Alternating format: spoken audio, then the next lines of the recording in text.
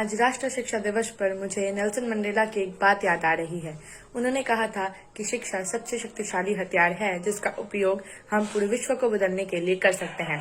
सुप्रभात। आज मैं शतपदी कक्षा 10वीं की छात्रा आप सभी के समक्ष राष्ट्र निर्माण में शिक्षा की भूमिका पर अपने विचार व्यक्त करने के लिए प्रस्तुत हुई हूँ। राष्ट्र निर्माण, स्वतंत्रता से चलते आ रहे ये दो शब्द पूरे देश की उन्नति के लिए बहुत ही महत्वपूर्ण है। सभी के मन में यह प्रश्न रहता है कि कैसे संभव हो पाएगा राष्ट्र निर्माण। उनके लिए मेरा सरल जवाब, जिस दिन इस देश का प्रत्येक नागरिक अपना कार्य पूरी ईमानदारी एवं निष्ठा के साथ करेगा, उस दिन राष्ट्र निर्माण संभव हो पाएगा। राष्ट्र निर्माण के अनेक स्तंभ हैं, परंतु आज मैं उसके एक प्रमुख स्तंभ शिक्षा पर बात करने जा रही हूँ। हाँ, शिक्षा राष्ट्र निर्माण में बहुत ही महत्वपूर्ण भूमिका अदा करती है।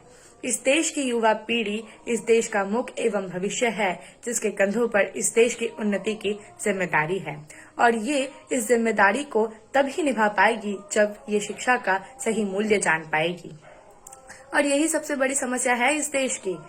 इस देश में अनेक IIT ग्रेजुएट्स तो निकलते हैं, परंतु शिक्षा का सही मूल्य कोई नहीं जान पाता है।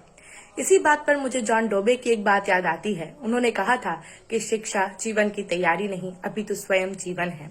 जिस दिन बच्चे इस बात को समझ लेंगे कि उनकी जीवन ही शिक्षा है, उस दिन वे राष्ट्र निर्माण में अपना योगदान दे पाएंगे।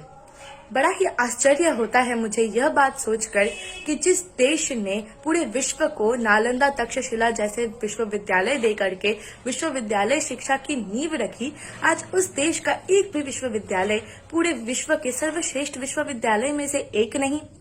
हमारी सरकार सर्व शिक्षा अभियान जैसे महत्वपूर्ण नारे तो लगाती है, परंतु हमारे बच्चों को उसका महत्व नहीं समझा पाती। मुझे लगता है कि इस देश का राष्ट्र निर्माण तब संभव हो पाएगा जिस दिन इस देश का प्रत्येक बालक केवल मध्याह्न भोजन के लिए नहीं, अपितु ज्ञान अर्जन करने के लिए सरकारी स्कूलों के चौखट पर कदम रखेगा।